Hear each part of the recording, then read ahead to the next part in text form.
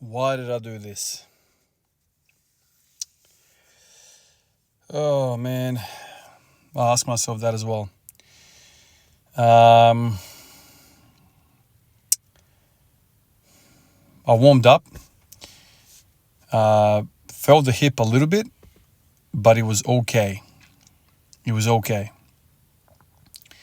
200 felt pretty good. Pretty good. The PR, that really pissed my hip up. The hip, I've really felt it when the weights really slow down in that, middle portion of the lift, that sticking point. That's what I, historically always felt it worst. But having said all of that, the hip is like a lot better from how it felt on Monday. So 5 days removed, lots of hip work, obviously, to get me to a stage where today I can do this. Because if I felt the way I felt on Monday, there's no way this is possible. Like, even, 160 kilos was very, very disturbing of the hip. And because I've done all of that hip work, obviously, I'm carrying even more fatigue because of all the hip work. So the idea was today just to come in and see what it feels like to go above 160, that daily minimum. And felt pretty good. It felt pretty good. Like I thought, okay, I do feel a little bit, but it's still pretty good. Because remember, I've got a long history with this hip. And the funniest thing of all, I was kind of giggling to myself throughout the week. It used to be the right. Now it's the left. I was telling some of my colleagues at work today, I was trying to minimize sitting. I was working at triage, so a lot of sitting, but I was trying to do as much as possible by standing, which is funny because you can't do it all the time. And I was standing and trying to kind of make sure that my hip flexors are not, short all day. Then I come in and try to lift a PR. I'm thinking about my left all the time, and I'm like, wow, it's like one or the other, always one or the other. My right is perfectly fine. After 10 plus years of getting pissed off in the right, now the left is pissed off and the right is happy. So this is quad related. I think this is adductor related. I think this is all just a whole bunch of tension trying to bleed somewhere. And when I do hip work, I feel really, really good. I walk away from hip sessions and I feel really good. Obviously, I can't do a hip workout before the PR because that's going to take a lot of the hips out of the game, and then you can't really push. Last week, Monday, was terrible. Now it's feeling pretty good. Obviously, the weights are getting very heavy. It got to a point in the lift where, because the hip is pissed off, the positions are not exactly the same. And so I was kind of sacrificing some positions, I felt. And the bar went where I didn't want it to go again. And I felt my upper back go. This is the first time I felt my upper back go. There was a bit of a give of the upper back during that sticking point. The lower back still felt pretty strong, but the upper back gave out a little bit. But still, I'm very happy with how much I stayed with it. I fought, and I was solid. My core was solid. So it gives me confidence that even in these not optimal conditions, I can still pull off a performance like this.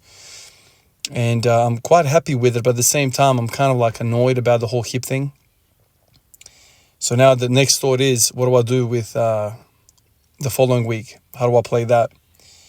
The idea was, if this weekend doesn't go well, as in I come in and 180 was really ugly, 200 feels terrible, my hip is really screaming, then I'll just not even attempt anything above that, and I'll just spend the following week just working on the hip, and then completely skip the following weekend's single session. I wasn't going to do anything, but because the weight still moved and I was still able to hit a PR even in these conditions, makes me think that I'm going to try and have another week. I'm going to try do the back workout tomorrow, and then on Monday I'm going to try again wide stance squats, but this time I'm going to go back a little bit in weight. I reckon I'll go back to 180 again and try hit 5x5. Obviously that session's going to also be by feel. I don't know how it's going to go, maybe 160 5x5, but I'm aiming for 180 5x5 and see how that goes. And then also do belt squats, and I'm thinking about belt squats as well, less weight. Something that occurred to me as well was with the belt squats, I was also upping that weight as well, from 1 plate to 2 plate, over a few weeks. I did 1.5 plates there for a little while. So I'm thinking going back to all of that leg day stuff and just try to focus on perfect form, trying to keep those hips in a good position, and then spend that extra energy that I would have spent on a 190 for 5x5. Instead of doing 190, I'll do 180 or maybe even 160 or something like that. I don't know, 170. And that extra energy that I would have spent on that, I'm going to spend it on hip stuff, the adductor stuff. So I'm going to try and, roll with the punches, I suppose. I've got some challenges last week. So for this next week, I'm going to try and adjust. The recovery has been incredible for this week. Going from Monday to this, incredible. So you can see here, how it goes. I've seen this like 50 times already, analyzing it, thinking about how it goes. But check it out.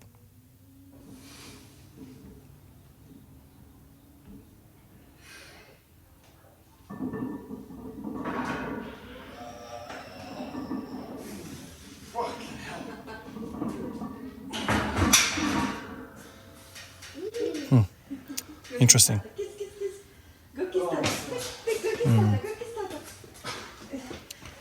Yeah, the hip was pissed off after that lift, but still nowhere near the level that I've had over the years, man.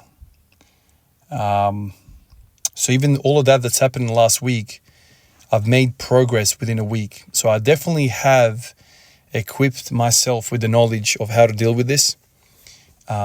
Because going from a Monday to today, Saturday, in like that much of a change is incredible. Like Monday night, I was struggling to sleep. Like I was, really, really struggling. I had really poor sleep. The following day was terrible, laboring around at work at the hospital.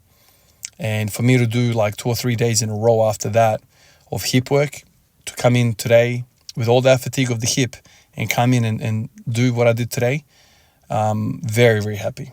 At the same time, kind of annoyed that I've done this. So I've made a mistake with the volume day of going 190 and 2 plates on belt squat. That hurt me. That simply hurt me. And I was somehow able to recover enough for today. But next week, I'm going to just go back to where I was and try and work with quality reps. Somebody said in the comments the other day, Ivan, just work with 70%. Why do you have to be at 80, 85%? Just work with 70% on a leg day, get quality reps, control it. That's better than pushing, 80, 85% on those low bar squats and hurting yourself and really zapping your soul. Those training sessions don't have to be like that hard for you to get progress. That got me thinking, what, I thought as the 1RM was going up, I thought I'll do the volume also go up. But you can still get a stimulus with 70, 75%. So I'll go back to 180, I hope. Let's see how it goes. Really work on my hips and try 240 next week. I think I'm getting to a point now where, I've outgrown the base that I've built. And whether it's this week or next week, I don't know. Obviously, it's all by feel. I never plan anything. It's all by feel. If the warm-up felt shit today, I wouldn't have done this. It felt pretty good, so I went for it. Kind of painful in the hip, but nowhere near to the level that in the past. So I've got all these scales in my mind of, I remember 100 kilos how I used to feel when my hip end was at its worst. So still okay. I'll continue to progress next week. But 240, even if the hip is 100%, might not even go. But today is kind of weird, right? Because the way the weight moved today, with a bit of hip pain, I reckon it could have gone a little bit better. That position, it could have been a little bit better if my hip went where I really needed it to go. But I had a a bump of pain in my hip in the middle of the sticking point. So I was battling the weight and also battling minimizing the hip pain while I was going through that sticking point. So I can't really judge it 100%. Maybe 240 will fall next week. I don't know. But I will have to adjust some things. So maybe a bit more volume on the belt squat with less weight, get more blood. And then obviously, like I said, a lot more hip work and see how it goes. Appreciate you guys, like always, and I'll catch you in the next one. Peace out.